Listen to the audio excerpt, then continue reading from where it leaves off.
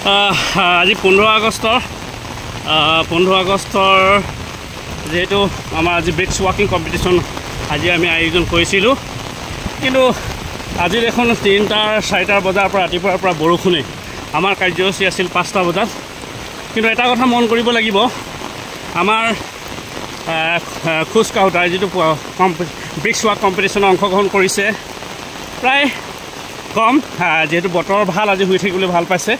তো আজি যেহেতু আমি এটা স্বাস্থ্য সুকলমে ৰাখিবৰ কাৰণে যে বহুৰ সমস্যা বাধাৰ সন্মুখীন আহে সেই কথাটো বুজি পাইছোঁ। যেহেতু আজি বৰষুণ ৰাতিপুৱাই পৰা দি আছে, বিজুলী ঢেৰেকণি বৰষুণ।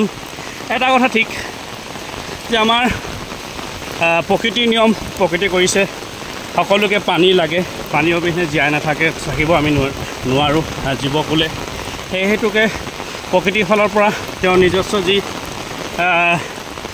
কৰ্তব্য প্ৰকৃতিয়ে কৰি আছে। কিন্তু এইটো কথা আমি বুজি পাইছোঁ যে বুজি পাইছোঁ যে আমাৰ ৰ'দ বৰষুণ যিয়ে নহওক, যিমান সমস্যা নাথাকক, যে আমি এটা স্বাস্থ্য সুকলমে ৰাখিবলৈ বা এটা কাম নিয়াৰিকৈ কৰিবৰ কাৰণে সকলো সমস্যা আহিব পাৰে। সেই সমস্যাক আওকাণ কৰি যিজনে আগবাঢ়িব, সকলো ক্ষেত্ৰতে কৈছোঁ, কৰ্মক্ষেত্ৰতেই হওক, চাকৰিৰ ক্ষেত্ৰতেই হওক, স্বাস্থ্যৰ ক্ষেত্ৰতে হওক, সকলো ক্ষেত্ৰতে বাধা থাকিব। এটা যিকোনো কাম নিয়াৰিকৈ কৰিবৰ কাৰণে, সুস্থ স্বাস্থ্য হৈ থাকিবৰ কাৰণে, গতিকে বাধা আহিব। কিন্তু সেই বাধাক নেওচি আজি আমি প্ৰতিযোগিতাত অংশগ্ৰহণ কৰি, বিশেষকৈ মই বৰষুণ দি আছে, তাৰ মাজে মাজে আমি গৈ আছোঁ।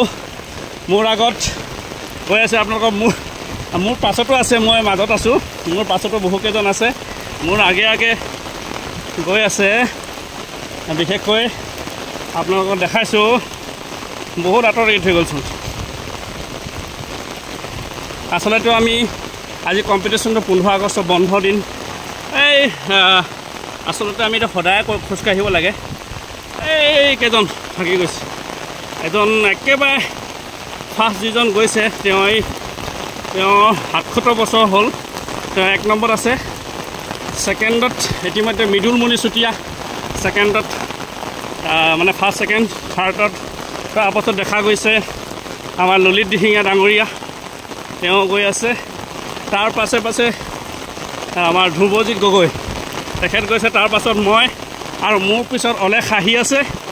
তো আমি গৈ আছোঁ, এইজন আমাৰ বিজুলী ঢেৰেকণিৰ মাজে মাজে গৈ আছোঁ আমি। বহুত বেয়া বতৰ বেয়া নহয়, বতৰটো ভাল, কিন্তু আমাৰ কাৰ্যসূচীৰ কাৰণে আজিৰ কাৰণে বেয়া।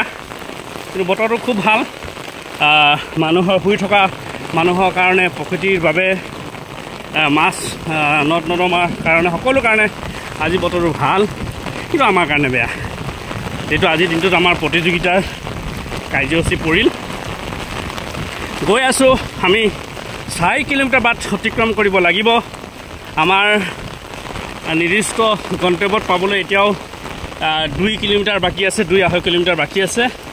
সম্পূৰ্ণ আমি আৰম্ভ কৰিছোঁ সাতোচি ৰাষ্ট্ৰীয় ঘাইপথৰ সোণালী পথৰ জোনাকী যি বিবাহ ভৱন আছে, তাৰ পৰা আমি আৰম্ভ কৰি একেবাৰে গছপৰীয়া 4 লেন যিটো আছে, তাৰ এটা নাইৰা তেল ডিপু আছে, তালৈ আমি গৈ আছোঁ।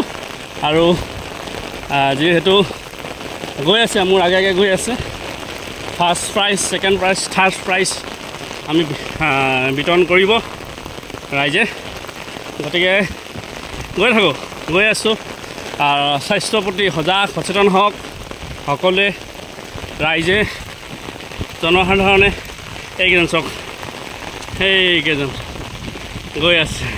একেবাৰে পাছৰজন ৰঙা হালধীয়া, একেবাৰে আগত বগাজন আছিলে, তেওঁ ফাৰ্ষ্ট। তেওঁলোকক যোনেই ফাৰ্ষ্ট পায় আপোনালোকক চিনাকি কৰি দিম, আপোনালোকে চাব। ধন্যবাদ।